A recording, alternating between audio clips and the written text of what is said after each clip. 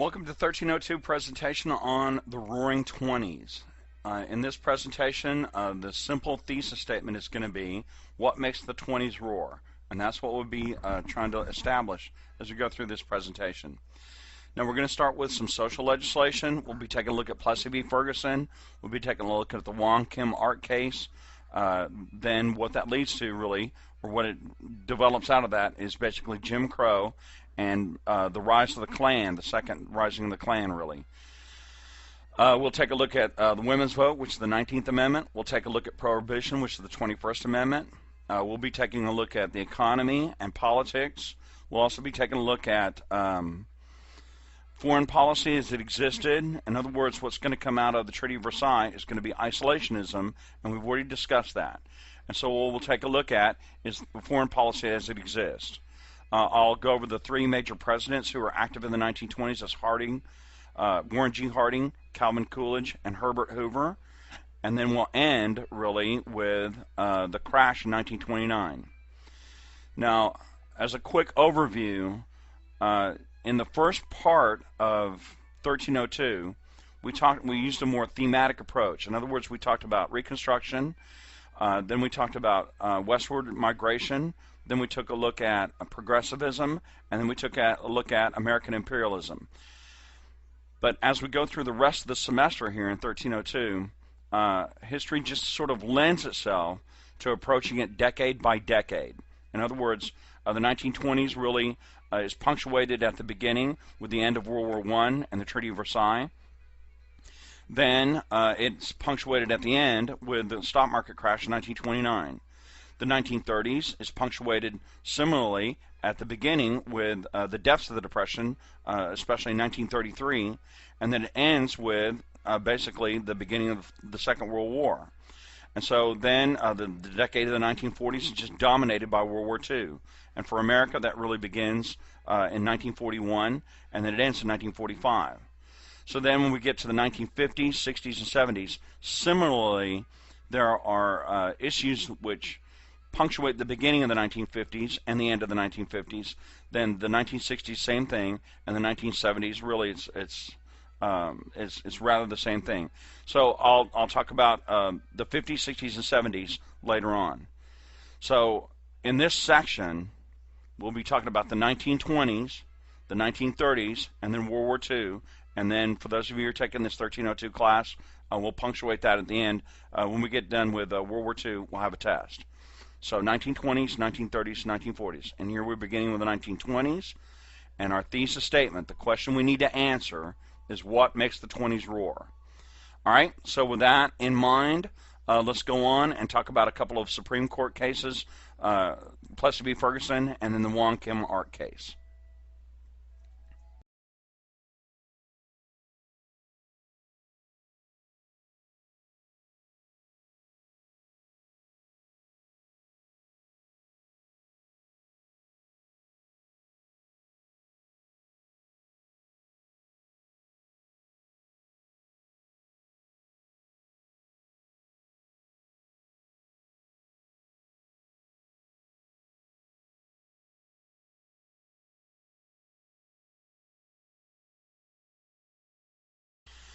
Okay, here we are. The case at hand here is Plessy v. Ferguson, and if you'll take a look, you'll see that it's in 1896.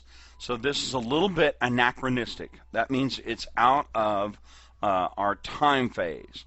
But the reason why I want to put Plessy v. Ferguson into the 1920s, again, the court case was in 1896, but the real impact of Plessy v. Ferguson is not really felt until the 1920s, with really the resurgence of Jim Crow in a big way in the 1920s.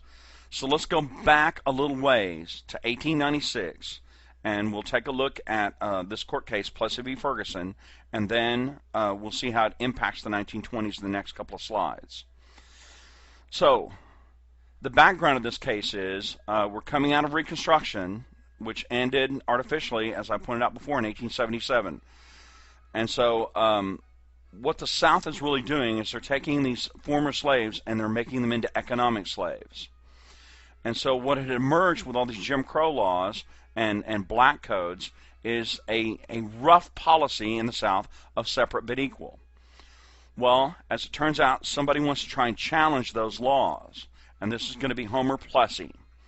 So with that in mind, let's take a look at how the case begins to build up. So the big overview is Jim Crow and the black codes, and this effort to try and bring that to an end. And so Homer Plessy is going to try and end this. Now, this was a deliberate case. In other words, they set this thing up so that it would actually go to the Supreme Court and try to challenge with an effort, with a viewpoint in mind of trying to end Jim Crow and black codes. They're trying to bring those under legal scrutiny. So Homer Plessy boarded a train that was labeled, and that particular car was labeled as whites only. And the idea was he's going to get on this train, pay his ticket, he's not going to act out or anything. But when he reveals that he's black, that he's actually black, he wants to try and challenge the fact that he's going to get kicked off this train, which is exactly what happens. So he was actually 7/8 white, but by the standards of Louisiana, he's still African American, he's still black. Now, this is really a racial phrase, and I really don't like to use it, but this is really called the one-drop rule. If you had one drop of African blood in you anywhere, then you were still considered black by the standards of the South, and in this case, Louisiana.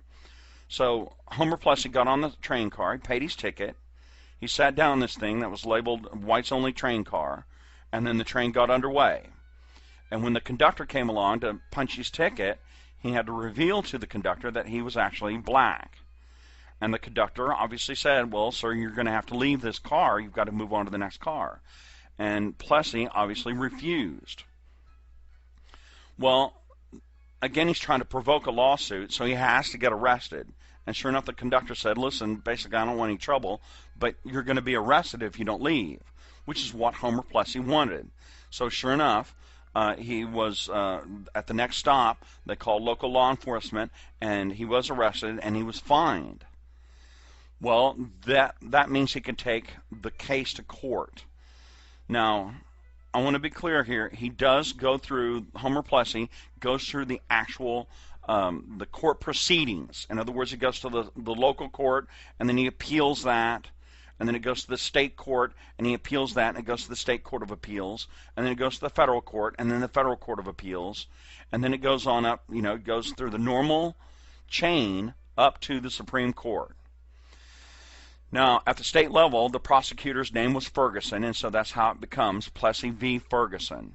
Ferguson was not, in other words, he was not implicated in the case. He just happens to be the prosecutor for the state of Louisiana. So it's Plessy v. Ferguson. Now, as it turns out, it got to the Supreme Court, and the Supreme Court upheld Louisiana law. Now, I want to be clear on this. The Supreme Court, as we're going to see, and I have some pictures on this in just a minute. Put yourself in the position of the Supreme Court justices. First, they're actually fairly conservative. The justices are fairly conservative. And the problem with the case was, as they saw it, that Homer Plessy had gotten on the train in Louisiana, and then he got kicked off the train in Louisiana and got fined in Louisiana. And so the state is going to vote on this thing with a conservative viewpoint in mind. In other words, they take a look at the Constitution, and they say that what has happened here falls under the purview of the 10th Amendment, and that is states' rights. The majority of the court is going to say that this falls under states' rights. So what I'm about to say now is counterfactual, and I really don't like going down this road.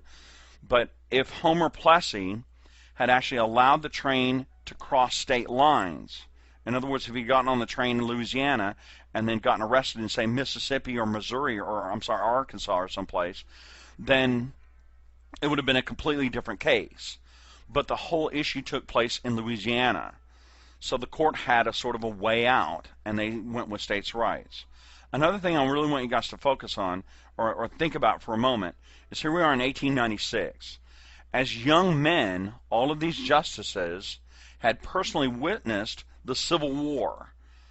They had been either involved in the Civil War personally, or they had witnessed it as very young men.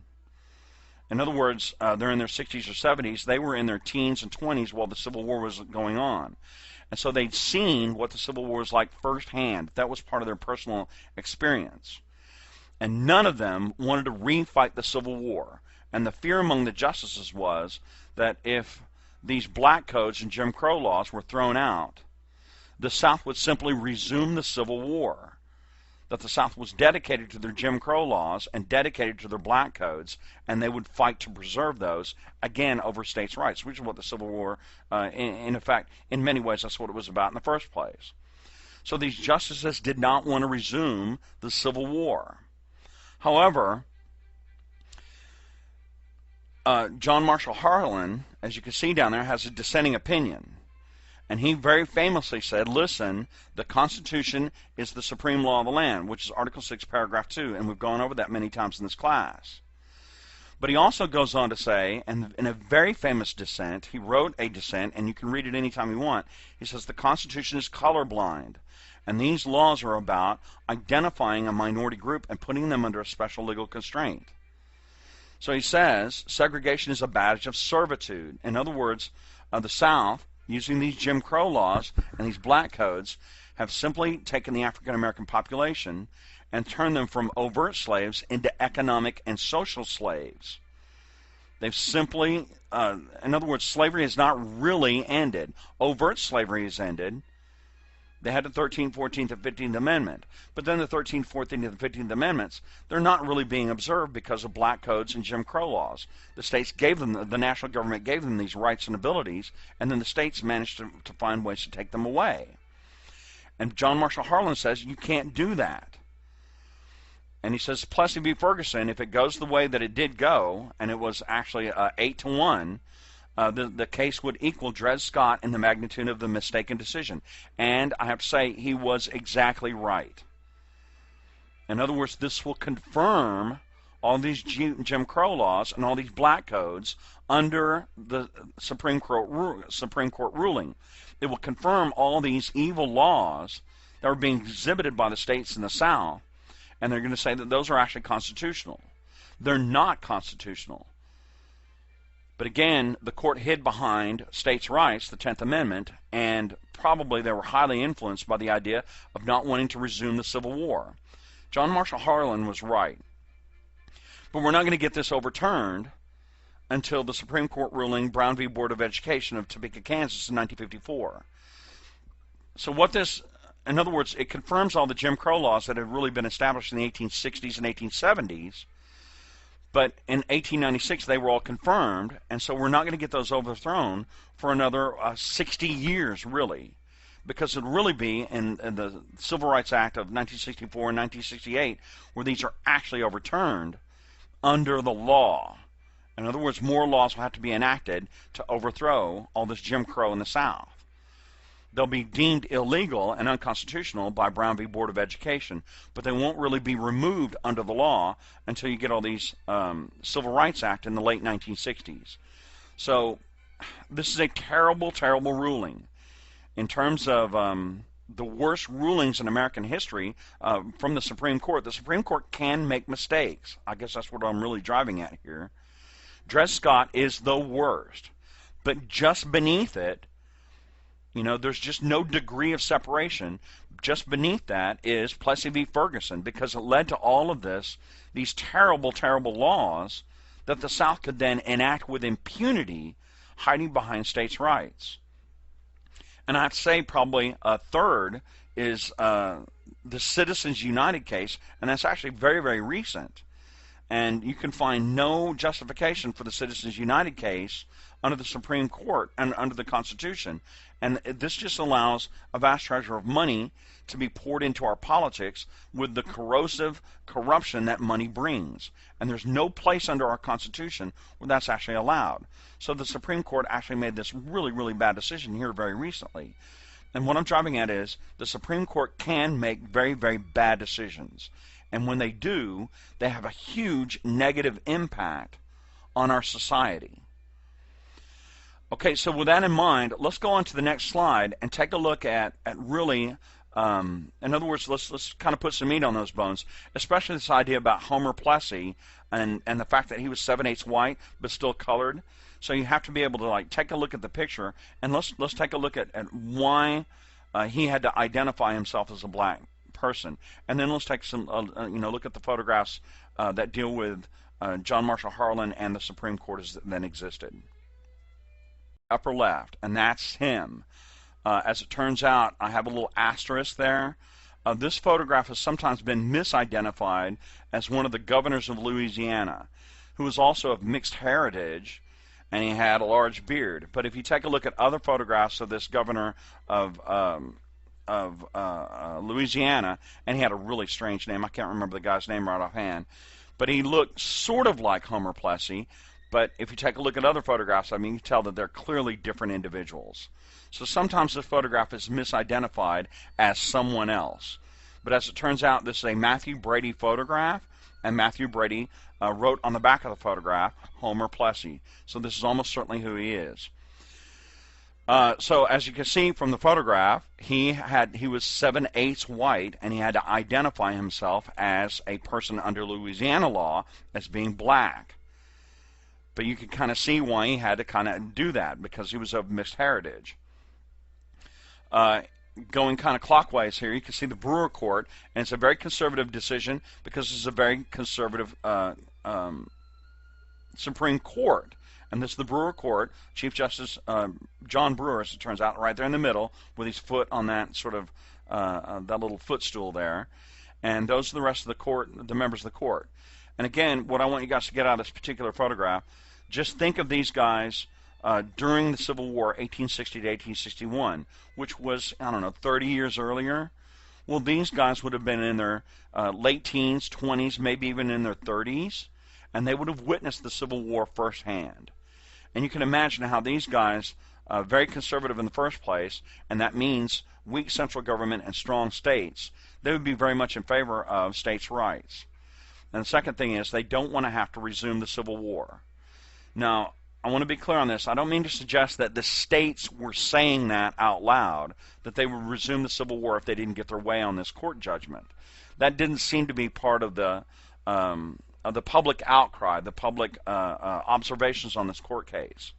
But certainly these Supreme Court justices were very cognizant of the fact that the South would be in an uproar and a huge turmoil if all these Jim Crow laws and black codes would be challenged, successfully challenged in court. And they just didn't want to fight that battle.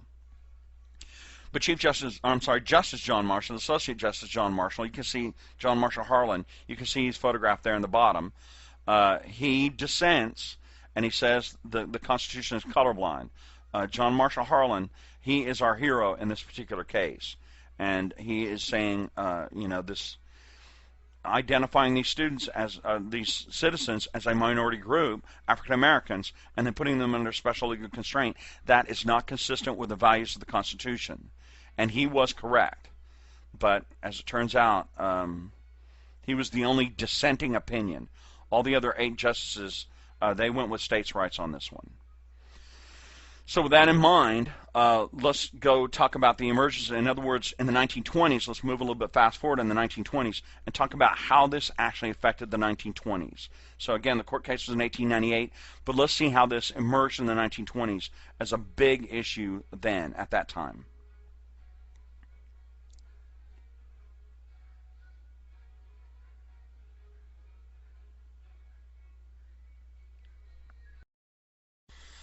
Okay, so let's take a look at how this began to impact, especially the 1920s moving forward.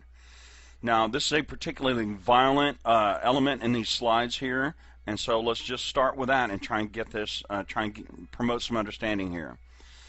Now, the reason why I put this photograph in at the bottom left, this is particularly violent, and it's a vision of exactly, in other words, there's no ambiguity here. This is exactly what has happened.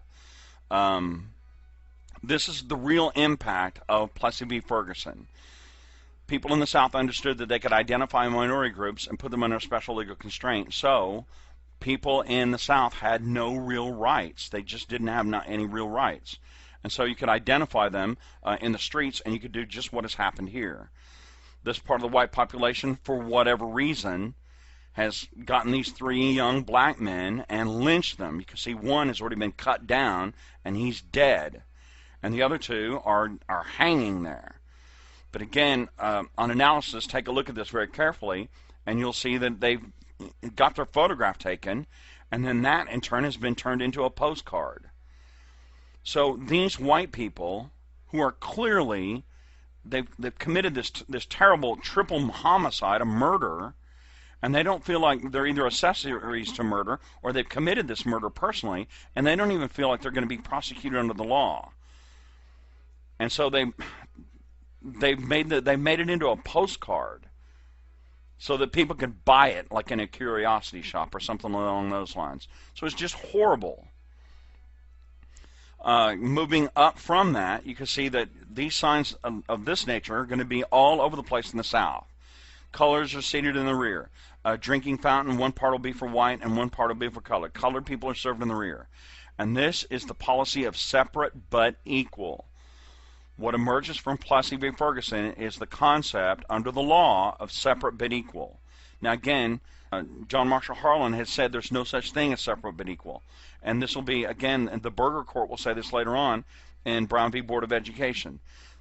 The idea that you have to separate things out, A from B or A from 1 or something like that, makes them by their very definition different.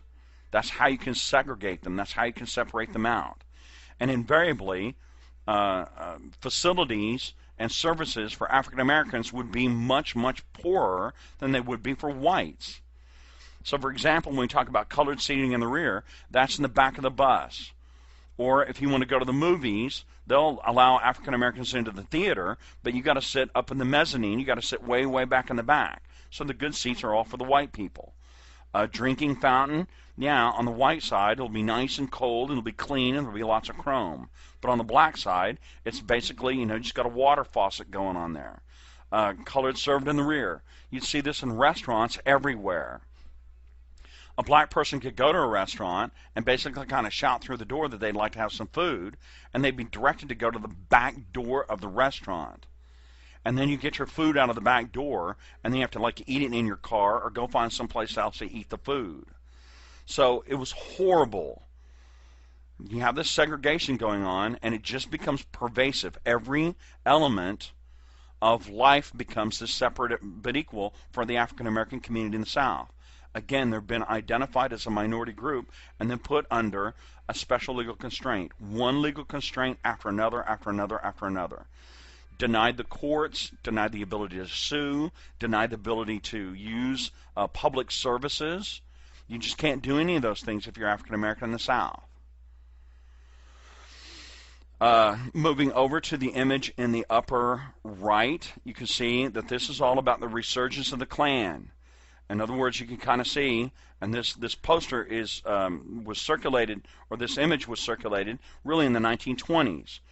So you see this Civil War soldier, this Confederate soldier, there on sort of the left edge of that image, and you see the Klansman with his hood and the KKK stitched across his shirt there, his sheet there, and then in the middle you see the African American community. They're just being humbled, they're just being driven down, and then the American Eagle surmounting the whole thing, and it's just the Klan was saying, listen, we're out there and we're going to continue on as we are. The last photograph that you see down there in the lower right, again, this is indicative, and it takes a little bit of interpretation. So the first thing I want you guys to look for, see if there's any lights in this photograph. There's no light bulbs at all. There's no, if it's dark outside, then it's just dark inside. It's basically a stone building. There's no insulation.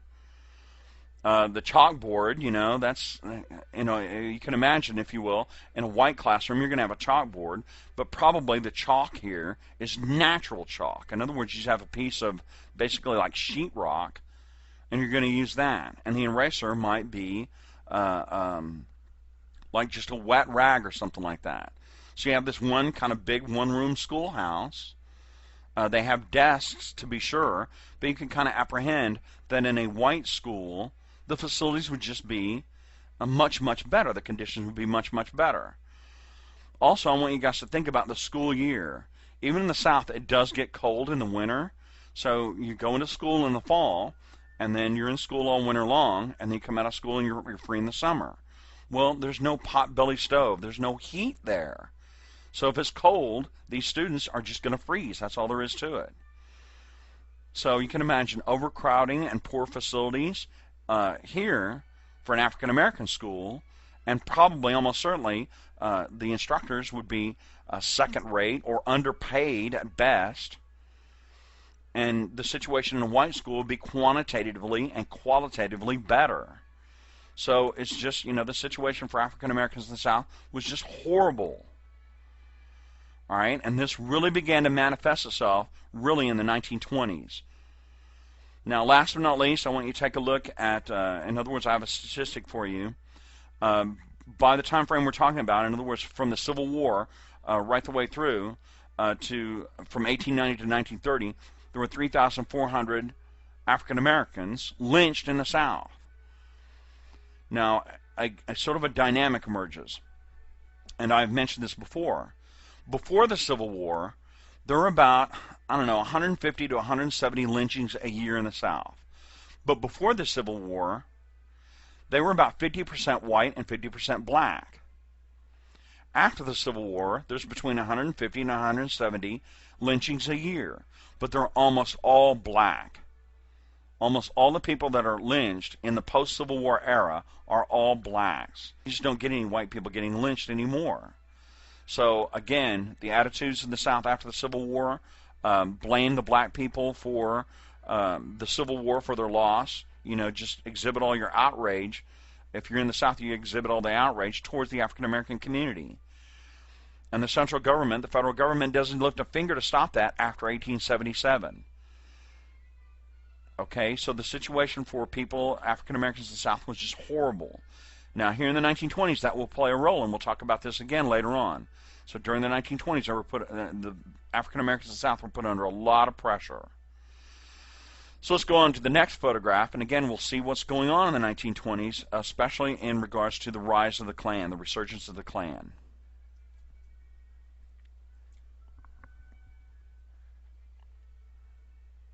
All right, in 1925, what we're witnessing here is like the height of the resurgence of the Klan. The Klan really comes back, and we'll talk about this again in just a few minutes when we start talking about the economy. What really sparks the resurgence of the Klan is the Red Scare. But by the middle of the 1920s, the Klan is really, really back strong. And so a couple of things are different between the Klan as it existed in the post-Civil War era and the Klan we have in the 1920s. But first off, so let's take a look at the photographs here. In 1925, there's this huge Klansmen are going to march on Washington, D.C. And so there they are. There's plenty of photographs of this. If you want to actually YouTube it, I'm sure that it's on YouTube as well. And so all these guys are going to put on their sheets. They're going to have all these American flags, and they're going to start marching on Washington. Then on the slide in the upper right, you can see that they've, in this particular case, they're in some parade someplace, and they have their own parade float. So they're literally going right down Main Street, throwing candies at little kids, and they're all wearing their sheets. Kind of in that lower picture, they're inducting a whole bunch of new members into the Klan, and so, there they are in Long Island, New York. In 1924, you have this big giant Klan rally. So what has happened here is that the Klan is reinventing themselves, representing themselves to the public. And they're trying to reinvent themselves and say that, listen, they're not really anti-anyone. They're a protective organization. That's how they're trying to present themselves. They're a protective organization. And even today, it's 2014 while I'm recording this, and even today, occasionally you'll hear the Klan making these resurgent efforts, and they're saying, listen, we're trying to protect the people of the United States of America from the tyranny of some kind of crazy element of our government. So they keep saying that they're a protective society. However, this is just a front. It's just a trick. It's just it's a falsehood. It's just a way to show, okay, in other words, to get people to justify the existence of the Klan. But what it really means is they're not just hating black people anymore. They're hating all sorts of other people. They hate Jews. They're hating Hispanics. They hate Catholics. There's just this whole plethora of people, along with African Americans, that they're going to exhibit this negative attitudes towards. On the West Coast, as it turns out, they're going to be trying to exhibit all their hatred and malignance towards Chinese and Japanese. So anyone that's of a minority group, they're going to despise them. In other words, they don't like new immigrants. There's all these other different various groups that the Klan is going to talk about hating. So many are going to join in the 1920s to defeat communism. That was seen as the new threat. You'll see another resurgence kind of in the 1950s. It's with the second Red Scare. In other words, they'll say, okay, all these foreigners, all these evil foreigners are coming to get us. So you gotta depend upon the Klan.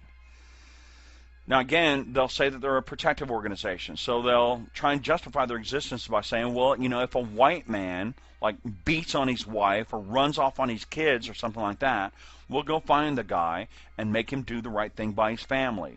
And they'll make that sort of a case as well. If somebody's committing some sort of crime or there's some sort of corruption going on. But again, this is all just a front. These guys, when they really get together, they're really just hating on somebody else. That's all there is to it. So you also have them, again, and I put this on the bullet point there, they transform to rapidly oppress the local minorities. In other words, whoever it is locally in their locale that is the minority group that they want to go against, whether it's Jewish people or Hispanics or whatever, then that's who they're going to antagonize. Local vigilance committees, and this is all about exhibiting all this violence. Just lynch whoever you think is actually going against the law. Don't wait around to make an arrest. And in many places, as it turns out, especially in the South, it's law enforcement, it's the local sheriff, he's the leader of the Klan. So he's just going to turn a blind eye. Law enforcement will turn a blind eye to these Klan activities. Again, we'll talk about this in the 1950s. The case of Emmett Till was infamous for that. In other words, a crime will take place with the tacit approval of local law enforcement. And even if a Klansman is brought to justice, the trial will be a farce. They'll just say, well, you know, you're not guilty. They'll acquit these Klansmen. So they're just getting away, literally, they're getting away with murder.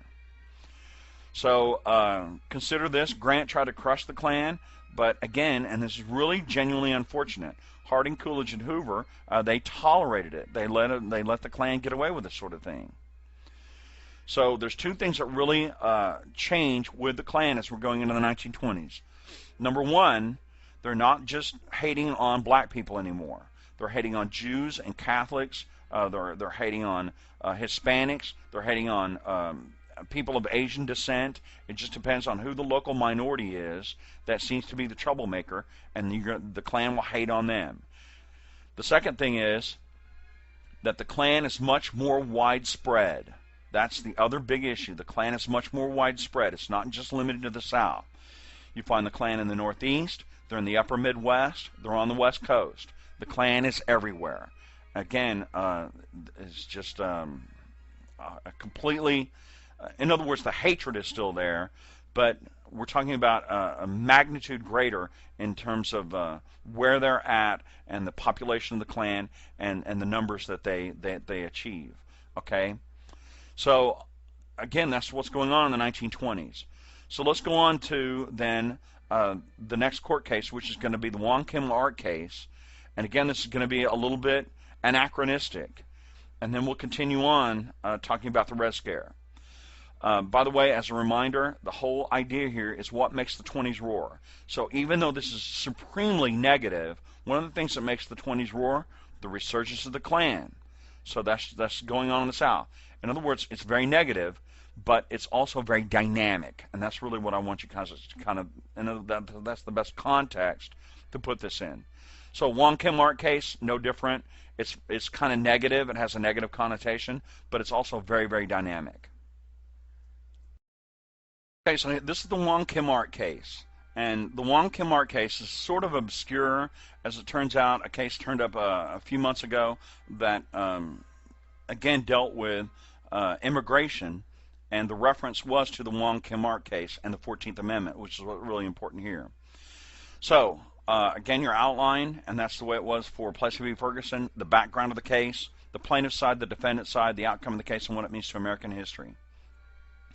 So the background of the case. Now, we've kind of talked about this before. There was a large influx of Chinese immigrants in the late 1800s. They were being drawn to America because of the gold rush. The idea with these Chinese was you come to America and you make a vast treasure of money in the gold fields, because that was the message that was getting out to the rest of the world. They'd make a vast treasure of money in the gold fields. But then for the Chinese, you would go back to China. Okay? And so with that in mind, the Wong Kim Ark, his family, in other words, his parents, come to the United States to try and work in the gold fields. But like so many others, people from Asia that were coming to America at that time, they didn't have enough money to get back to China. They didn't make it in the gold fields, but they couldn't get back to China either. So as it turns out, they simply set down roots. The Chinese people are very, very industrious, and they look for opportunities. And so they began a series of restaurants. The Ark family did, and they began, the Wong family did. And so they began a series of restaurants, and they began a series of laundries, and they took all sorts of businesses that catered to the Chinese community. And they became actually very prosperous. Well, it came to pass that they had their son, Wong Kim Ark, and he was born in the United States. Now, I pointed this out before, but let me reiterate. In China, family is like really, really important in a way that we don't really understand in the United States. In other words, your extended family tree is like really, really critical to who you are in Chinese society as well. You know your second cousins and your second cousin's cousins. You know everybody in your family tree. And so family is like really, really important to the Chinese. In other words, that's where their identity as an individual comes from. So Wong Kim Ark said, and his parents said, listen, we're going to go back to China, and we're going to visit the family, and we're going to show off our wealth and talk about how, we were very, very prosperous. But with the idea that they were going to come back to America and continue on with their business. They had set down roots in America. So they did that. They traveled back to China on vacation. Now, on their return, they were presented with the Chinese Exclusion Act of 1882. In other words, the case is in 1898, but in 1882, California, and this is important, the state of California had passed the Chinese Exclusion Act of 1882. This was not a national immigration act. California had passed the Chinese Exclusion Act. Okay? And so when they came back, they arrived back in San Francisco and tried to get off the boat, and they said, listen, you can't come back in. And of course, what Wong Kim Ark says, he says, listen, I was born in America, I'm an American citizen. The Constitution strongly implies that, and that was the understood law of the land. He had American papers, he had American passport, he had all that. But he was refused entry. Well, he, entered into a lawsuit saying, listen, I got to be able to come back to America. And so he got lawyers, and his family got lawyers, and they began to enter into this lawsuit. So California's side in this case, in other words, it went to the local court, and then it went to the state court, and then went state court of appeals. And as we've seen many times before, if one side would lose, they would demur. They would say, listen, we disagree with the outcome of the case. And so it would go to the next higher court. So this went up through the state and federal court system to the Supreme Court. And California, their side in this case was that the Chinese people were a people apart, that they were not assimilating, that they were maintaining their Chinese identity, and that as a result of that, the Chinese community was implying that they were citizens of China, that they were under Chinese rule, that they were still part of imperial China. They had not assimilated. They had not become American citizens in their own community. So no matter whether they were born here or born in China, they were not part of the United States. Now, of course, this is absolutely and positively unconstitutional. Again, you cannot identify a minority group and put them under a special legal constraint. So when this got to the Supreme Court, as it turns out, the Great Court, in this case, they agreed with Wong Kim Ark. And very interestingly, he had used the 14th Amendment as the basis for his case, that he was being unduly deprived of his rights without a due process of law.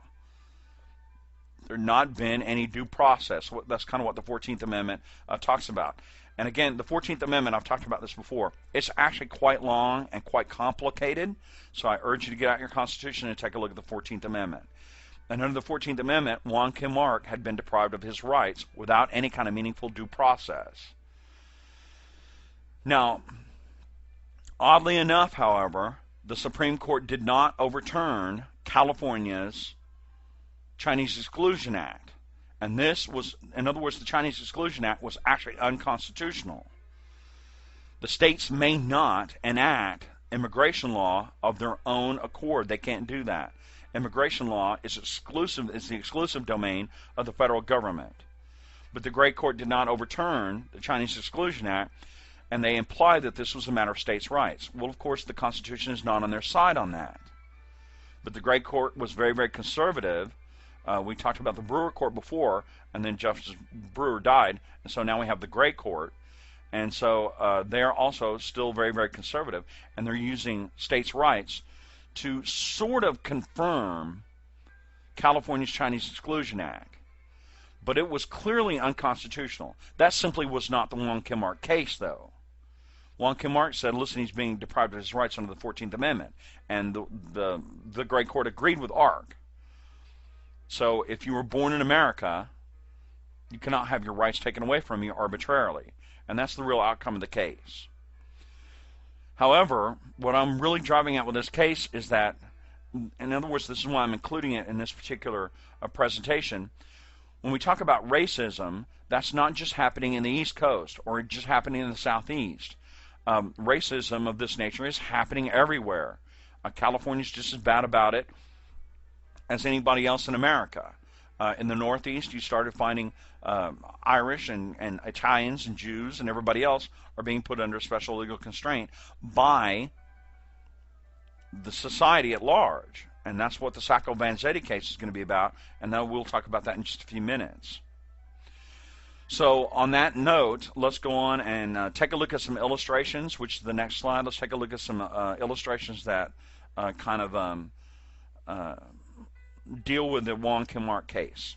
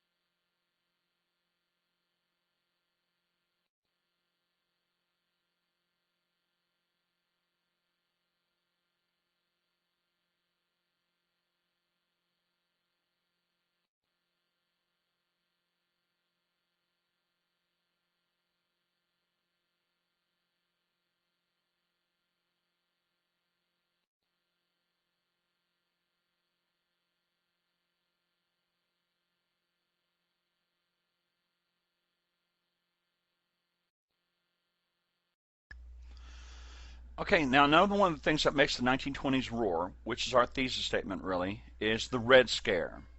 So let me kind of set this up, and then I'll kind of go through these bullet points here. During World War I, our economy like roared into life, if you will, to support the war. Suddenly we had an industrial war, and again in the United States we hadn't had any meaningful war since the Spanish-American War of 1898, and that only lasted like just a few months.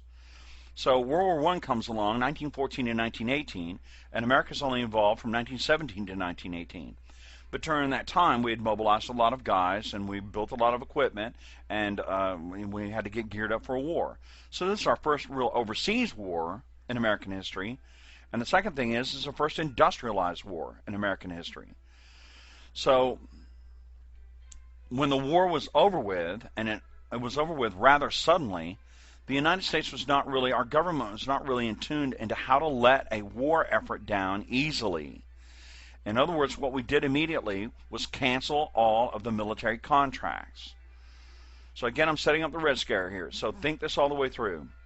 If we had contracts for like aircraft engines and uniforms and weapon systems and ships to, Navy ships to put to sea and guard our coast, and then suddenly, out of nowhere, all those contracts are immediately and all at once, all of them all at once canceled, then what would happen to the economy? Imagine, if you will, you're a uniform producer, and you'd been contracted to make, 2 or 3 million uniforms. And so you told the guys that supply cotton, for example, I need this much cotton. And you told the guys that supply dye, I need this much dye to make all these khaki uniforms. And you told all the button producers, for example, I need this many buttons for all these uniforms.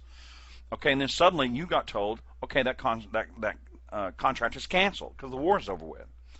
Then you have to turn to the cotton manufacturers and the button manufacturers and the dye manufacturers and tell them in turn all those contracts are canceled. Well, this is very disruptive, if you can imagine. Again, go large with it. Think of engines and ships and weapons of every sort. Imagine all that, all getting canceled all of a sudden. So we had a short, sharp depression immediately after World War I. That part's important because it's going to have a knock-on effect later on. Now, I have a slide later on that talks about, that kind of illustrates what's going on with the marketplace. But remember that right after World War I, we had a short, sharp depression. Now, add to that,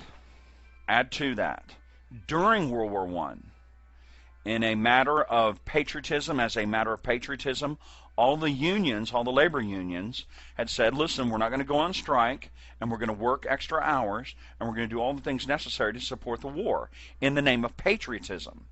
That's what we're going to try and do. Well, it's unfortunate that many businesses, large manufacturers then, took advantage of that promise. The labor unions said, we're not going to go on strike, we're not going to protect our workers anymore, we're just not going to do that, we're going to work industriously and support the war effort. So sure enough, all the big manufacturers said, well, this is their opportunity. They took that as an opportunity. And they increased hours and cut wages. And they put, women and children back into the workplace. And they lowered safety standards. And they treated the workers really badly. They went back to all those evil initiatives that we talked about in progressivism. All those things that made a sudden reappearance. On the premise that workers would not go on strike.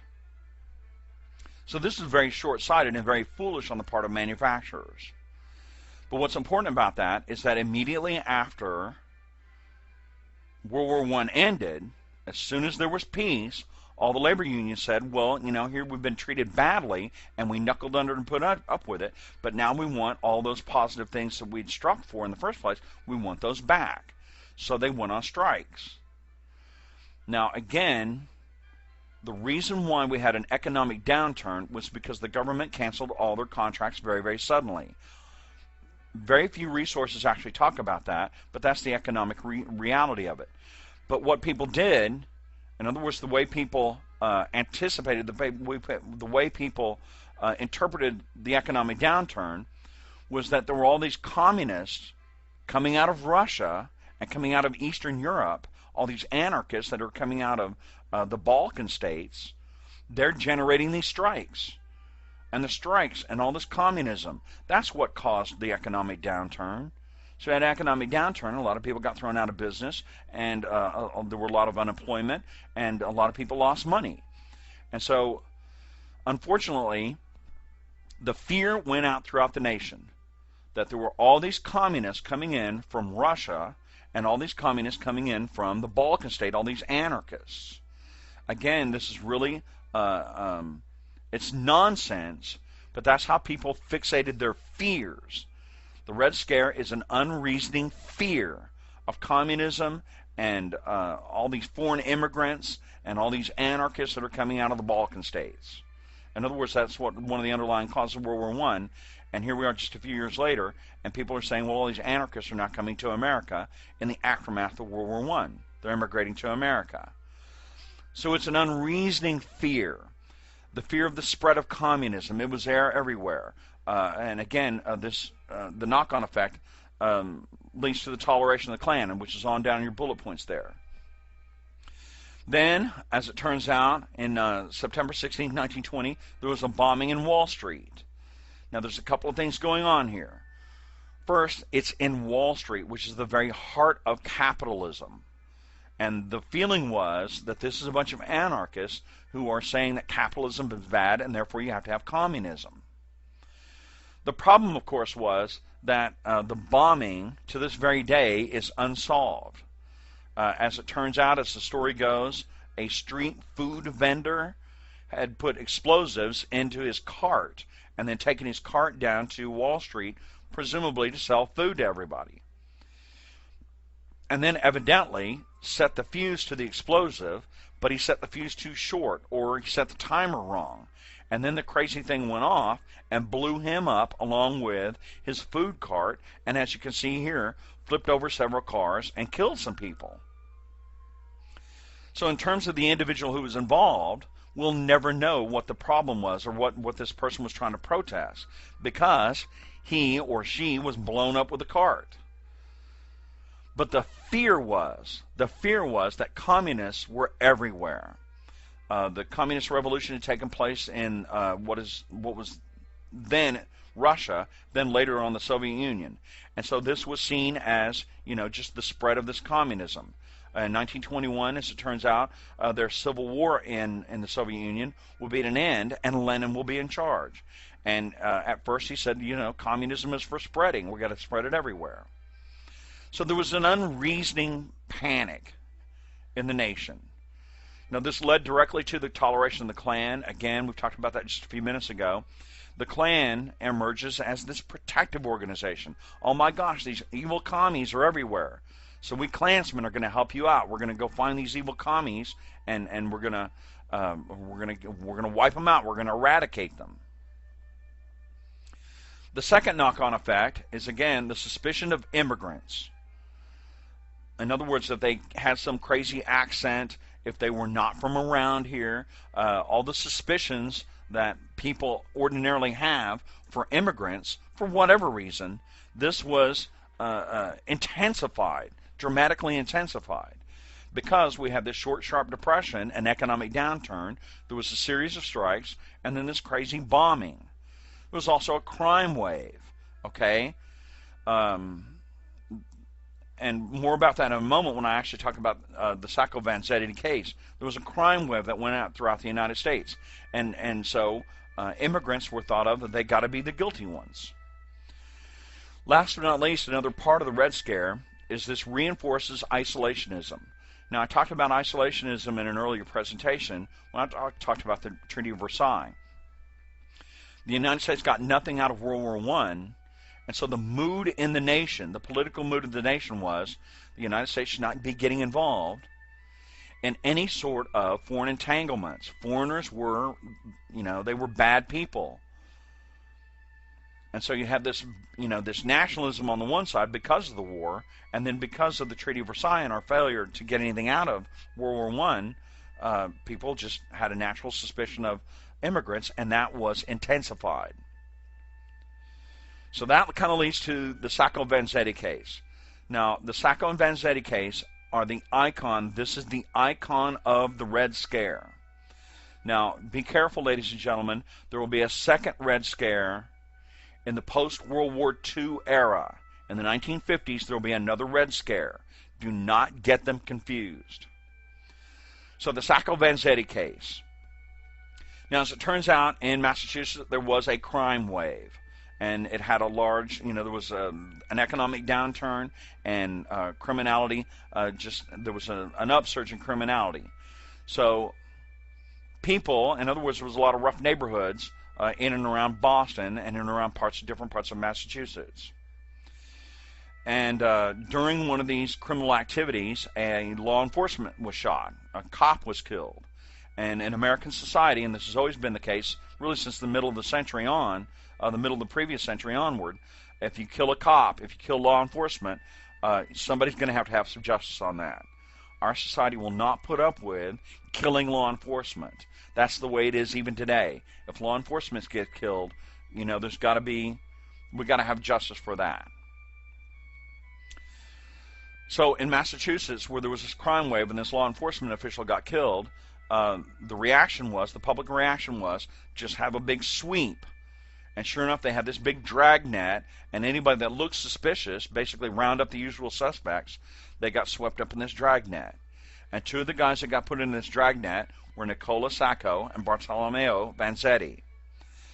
Now, both these individuals are first-generation Italians. So they were foreigners. As you can see in the photograph here, they were dressed really well here, but at the time of their arrest, they were basically dressed in rags. In other words, they were at the lower end of our society. As recent immigrants, they were really, really struggling. And so, as it turns out, one of them, Vanzetti, I think, but don't hold me to that, Vanzetti had a gun in his pocket. Well, they got put into this dragnet, and the gun was found in his pocket, and one of them had a gun in his pocket, and this was located. So immediately law enforcement said, well, that's the gun that did the killing. Well, of course, they had no evidence of that. And so because Sacco and Vanzetti were together, there was kind of a guilt by association. And they were put on trial. Well, in this hysteria, they were found to be guilty. Now, that leads to a problem in Massachusetts law at the time. Under Massachusetts law at the time, any appeal could not overturn the jury verdict. It could only appeal, you could only appeal the sentence.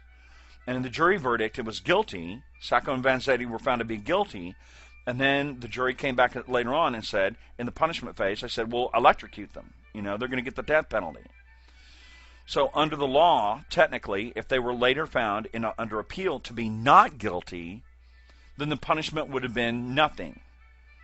And that's how they would have solved that. In other words, if you're found not guilty later on, that's how you get away with it. That's how you could do it under Massachusetts law at the time.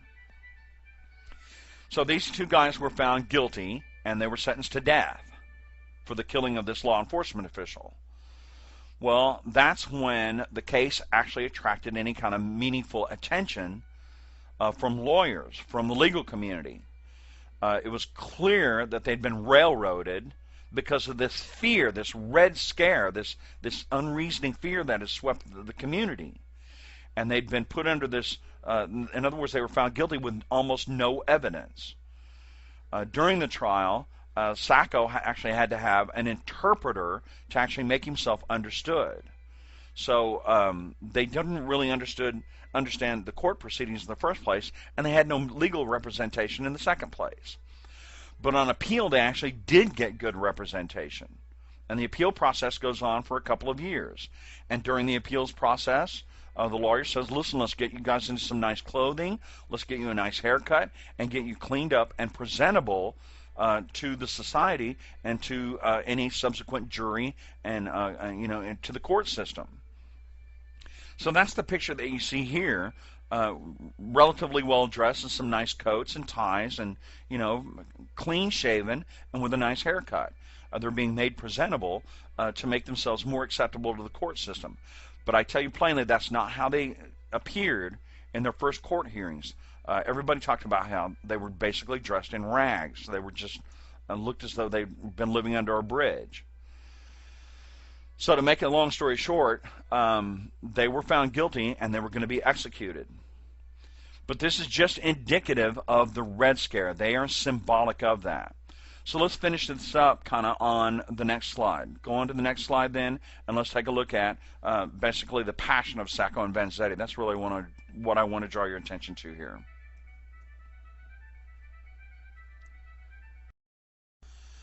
Okay, so these are some illustrations that sort of contextualize the Red Scare.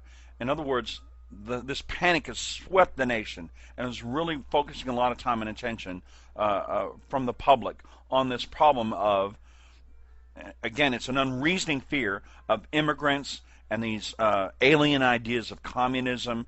And again, this is all really in reaction to a short, sharp economic downturn. But let's start with, we'll finish off with this situation with Sacco and Vanzetti.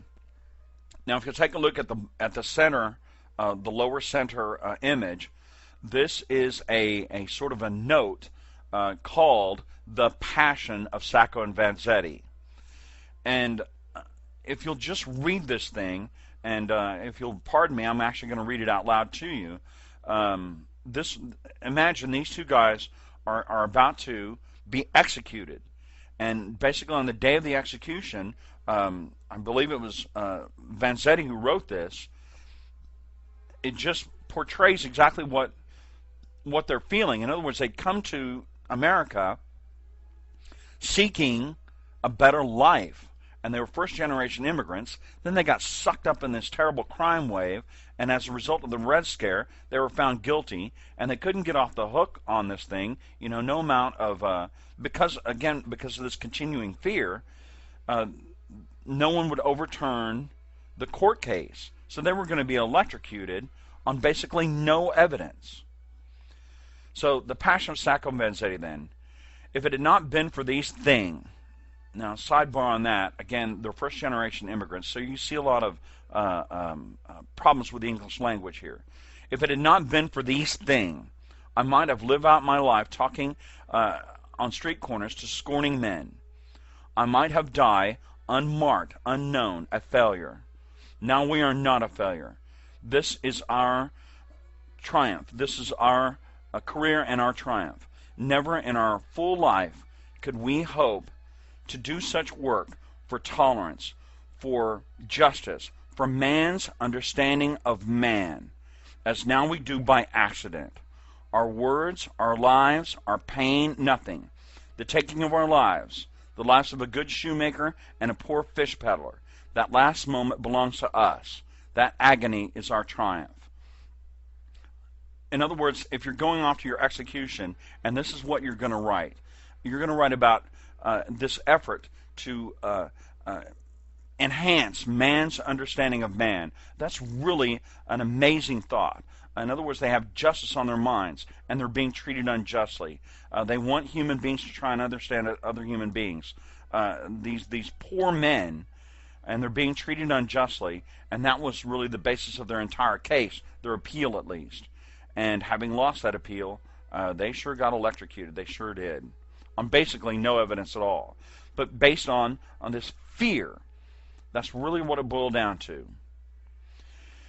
So let's go on and take a look at the rest of these cartoons. Again, this Red Scare is going to last for several years, and it really captivated the imagination of the United States. So in the upper left, you can see this guy, and it's on his bib there, on the front of his shirt, it's like American labor. And he says, I'm kind of particular about who calls me brother. And the guy laying on the floor there that just got his clock cleaned there, that is all about communism and it's foreign extremists. And you can see he's got the flag there, and it's all about being red. The middle image, this is probably almost certainly a sort of a caricature of Karl Marx. And again, he's got this flag on there. It's all about communism and extremism and national revolution. And this is this fear of a foreigner. On the upper right, you can kind of see this giant flagpole, United States of America, and here's this sort of prop, and the prop is all about communism and equality and extremism and anarchy, and that's the blowtorch, and that's what Karl Marx, again, Karl Marx is kind of being propped up there. He's going to, use this blowtorch to burn down the flag, break the flagpole. In the lower right, you can see this American farmer. And it says, the caption at the bottom, it says, say, do I look like I'm sick? Well, this Bolshevik is trying to sell him a medicine, called anarchy, and that's what the American farmer needs. Well, and in the view of this foreigner. So on analysis, what I really want you guys to try and get out of these slides, or these cartoons, is how is it that we're portraying foreigners? Take a look at how these guys are all dressed. Every one of them is kind of the same way. They're scruffy looking. They're in bad clothing. Again, in the image in the upper left, you can kind of see he's got, if you'll take a look at the bottom of his shoes, that kind of concentric circle, that's the symbolic portrayal of having holes in the bottom of his shoes. He's worn his soles out, and so he's dressed in rags. And again, the guy kind of in the middle there, you can see that his coat jacket's all ragged, and he's all scruffy. He needs a shave. The guy in the medicine man, the snake oil salesman, he's got this ill-fitting suit and ragged shoes. And so, what I want you guys to get out of that, that's how we're thinking. This is what a foreigner's supposed to look like. It is a caricature. And it's very negative towards immigrants. That's the whole idea here. So that's how we're reinforcing that in our American culture. And so this Red Scare, it's not, it's negative again. But what makes the 20s roar? Even if it is negative, it's very, very dynamic. And the Red Scare makes the 1920s roar. So with that in mind then, let's go on to the next slide, and we're going to start talking about women's suffrage. Let's talk about something a little bit more positive, and then we'll go on to Prohibition, and then we'll take a look at the upside of that and kind of the downside of that. Okay, in this next couple of slides, what I want to talk about is the 19th Amendment. Now, this is a little bit anachronistic. In other words, we're going to talk about the 19th Amendment first, and then we'll go back for a moment, and we'll talk about the 18th Amendment. But these two things are happening both at the same time.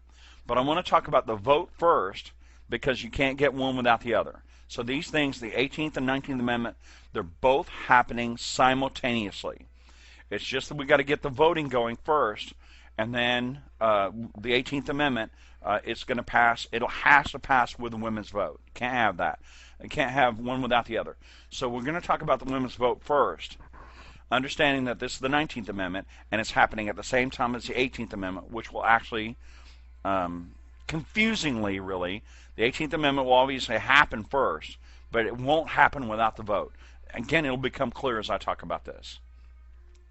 So women's suffrage, which is going to wind up being the 19th Amendment, this is about getting the women to vote. Now, the issue itself goes way back in American history. Women had wanted to vote for quite some time. Some of the big movers and shakers on this, Susan B. Anthony, Elizabeth Cady Stanton, later on it'll be Alice Paul. There's going to be a whole lot of people that are involved with women's suffrage. But it becomes a political issue really with the 15th Amendment. Now, the 15th Amendment gave black males the vote. And as it turns out, the reason why that sparks this push towards women's suffrage, and this is really...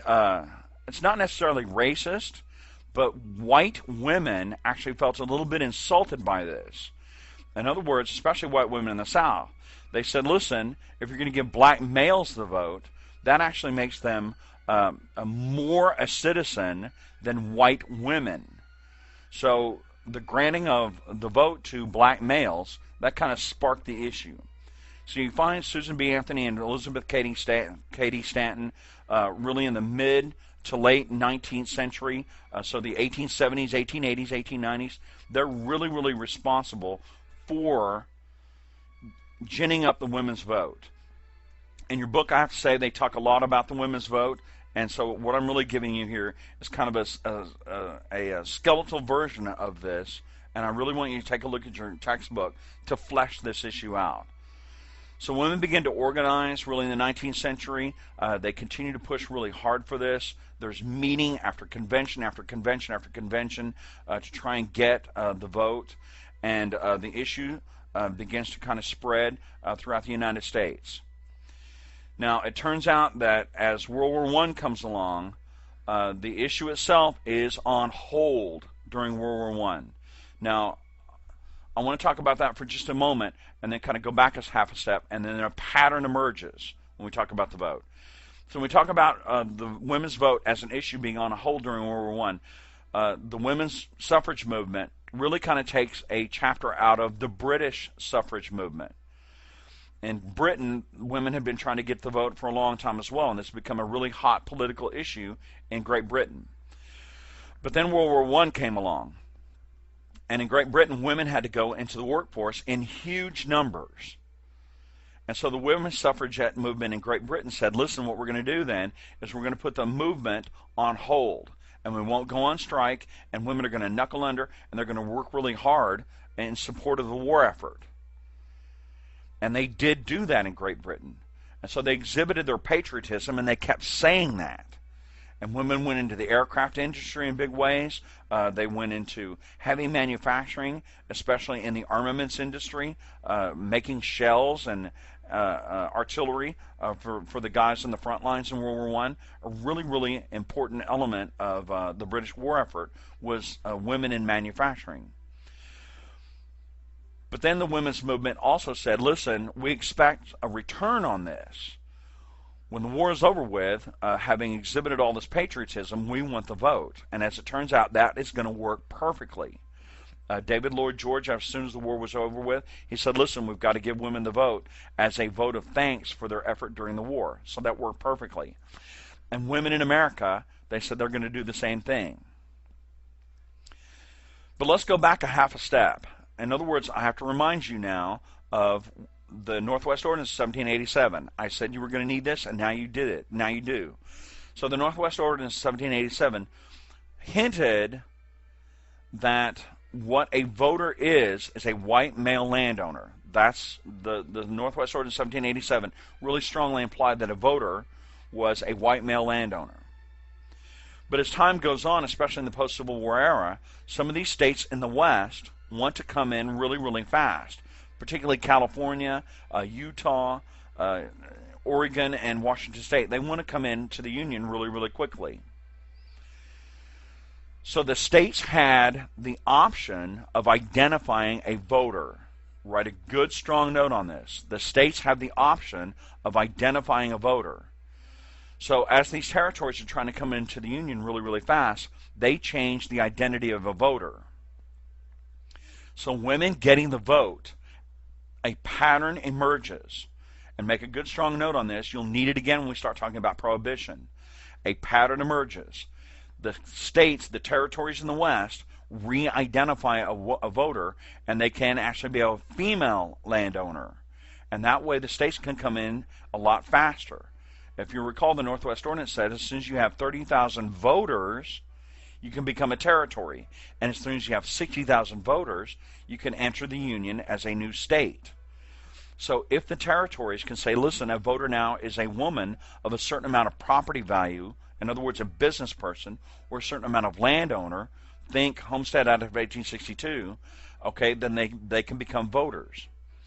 So we find voters, and I'm drawing your attention here to the upper left image. Those states in the blue had full voting rights for women before the 19th Amendment. And if you look, they're almost all in the West. They're all in the plain states. And the West and those plain states, they wanted to come into the Union really, really fast. So they simply re-identified a voter as a woman of a certain property value or a landowner. So they gave women the vote earlier than the 19th Amendment. So then in some of the states they had voting rights at the state level, but they couldn't vote in a national election. And again, almost all those are in the upper Midwest, in the West, or in the far West. Okay? Then there's some that, and you can see that in the upper Midwest, they could vote for the president. In other words, they had some voting rights, and they could vote for the president before the 19th Amendment. So we have women getting the vote in the West, and then that phenomenon starts to move east. So with that in mind, let's think about how we have a national amendment. Under the Constitution, you have to have 2/3 of the states, once they agree, in other words, you enter a bill for an amendment into the national government, into the House of Representatives of the state or the Senate, and then it goes to the other house, and then they agree with that, and then the issue is presented to the states, and once 2/3 of the states say that you can have that, then it is agreed to at the national level. So if before this goes through Congress, most of the states, many of the states had already had women getting the vote, then it only takes a few more states to get the 19th Amendment passed. Does that make any sense? I hope that's making sense. I hope I'm stating this clearly. In other words, a lot of the states, especially in the West, had already given women the vote so they could come into the Union all the faster. And having given the vote to those women, they can't take it back later on. So then, the issue of women's voting rights, the issue of women's suffrage goes through Congress as an amendment to the Constitution. And then it's presented to the states. Most of the states had already given women the vote. So you only have to have a few more states to give women the vote before it can become a constitutional amendment. And of course that's going to be in the South.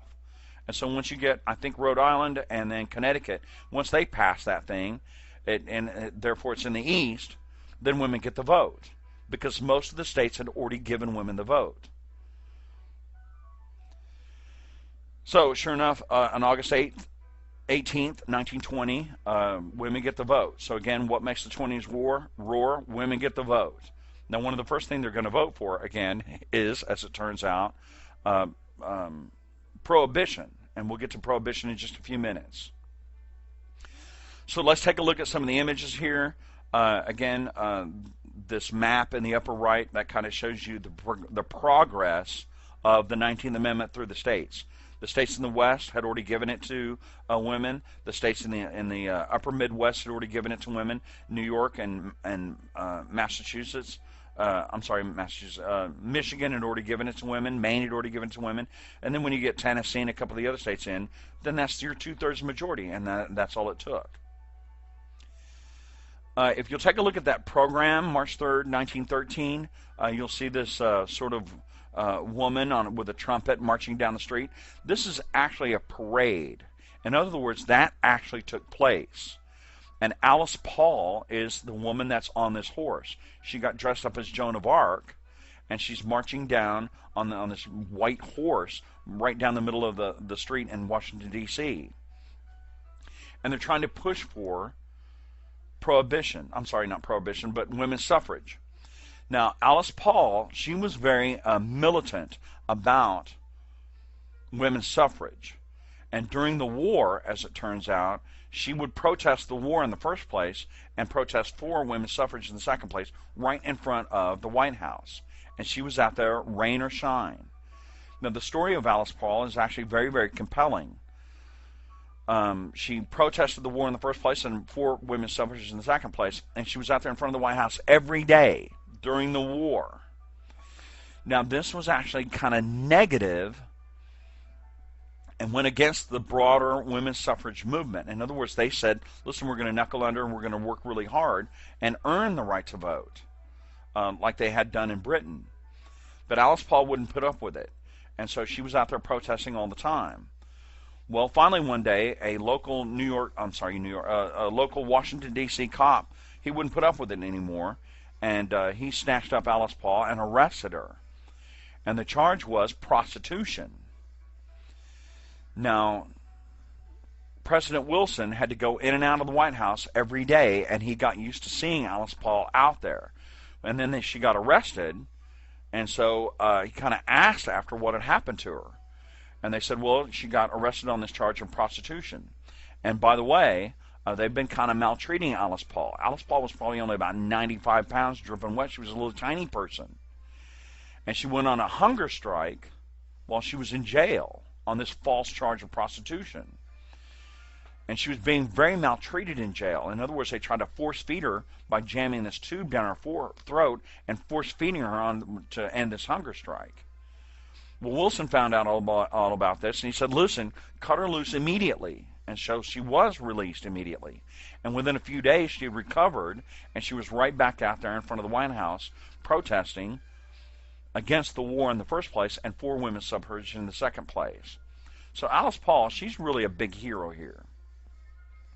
The image that you kind of see there in the lower left, again, there they are in the Sunflower State, which is Kansas, and they're protesting, trying to get women's suffrage. So this is really a widespread movement, even in states which you might think of as being very, very conservative. The women want the vote. Okay? So on that, with that in mind, I think I have one more kind of women's suffrage image that I want to present to you guys, and then we'll go on to Prohibition. Okay, just really quickly on this slide, and this is just a placard that I thought was very, very compelling in terms of women's suffrage. It's what a woman may be and yet not have a vote versus what a man may be and yet not lose the vote. And so this was a really widespread placard. They printed this out by the thousands on a little piece of like cardboard, so it's kind of like a postcard thing. And women's suffragettes would like hand this out everywhere. And again, it's trying to illustrate kind of the unfairness, the silliness of discriminating against women and not letting them have the vote. So in the western states, a woman could be a mayor, which is a position of tremendous responsibility, and there were women mayors. And some of the eastern states and cities, women could be the mayor. And again, it's a position of tremendous responsibility, and that's what's being illustrated here, and yet not have the vote. A woman could be a nurse.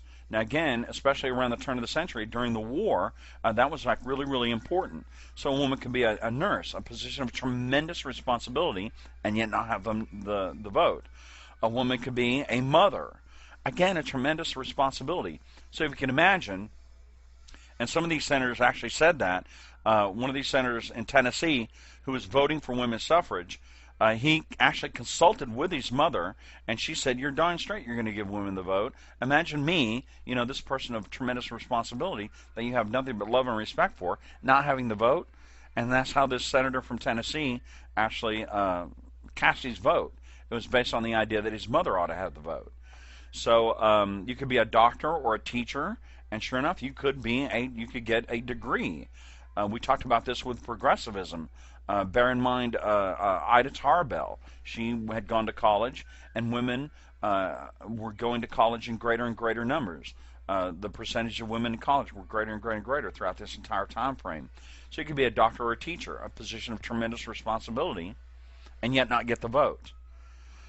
Last but not least, and this is really important, you could be a factory hand. And during World War I, that was like really, really important. So really quickly, before I get a kind of a sound problem with somebody in the background here, you could be a convict and be a man and be a convict and yet still keep the vote. You could be a lunatic. You could be a proprietor of white slaves, and this is kind of a euphemism for being a pimp. You could be unfit for service, and again, during World War I, that was really, really important. Or you could be a drunk, and you could still have the vote. So you could do all those things and be have the vote, and just because you're a man. So again, women's suffrage, that's a big issue. Now the next thing, however, is once women get the vote, they vote for prohibition in big, big numbers.